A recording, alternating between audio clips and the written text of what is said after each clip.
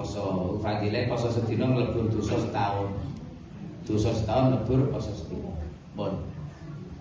Mergo poso Suro niku asal mulane posone wong Yahudi. Mula ing dalem poso Asyura disunahne sak tanggal 9 sisa.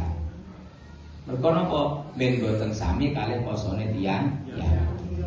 Ngoten nggih. Nek tanggal 9 mboten saged to Pak, derek kula mantu lha kok prasmanane poso kan yo ra penak, ya apa-apa dijoli tanggal 11. Lah tak kala 11 mantune wis sir mu piye ngono. Syukur mantu. Misale lho nggih. Ya misale ya. Tegese supados boten sami kalih tiyang Yahudi, gitu nggih. Posone aja sedina.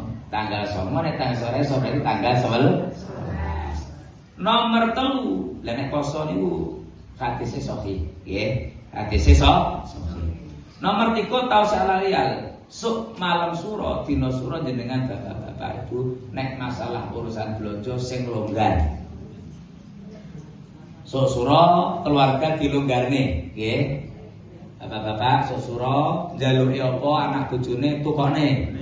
Aja medhit-medhit. Suro-suro kudu los. Lha napa dalile niki? Hadise sahih.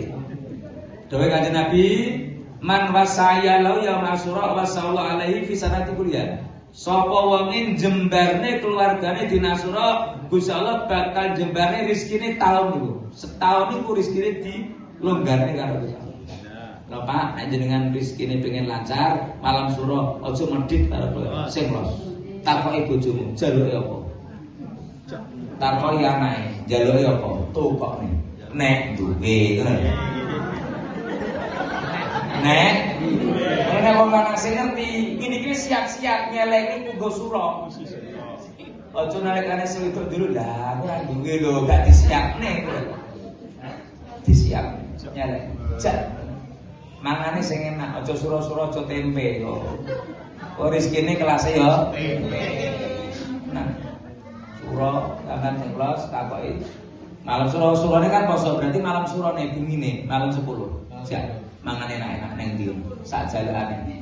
Ibu sampean njaluk ibu ya. Enak-enak rumah makan di los. Ya sedina tok kuwi Pak, sesuk ora apa-apa ora.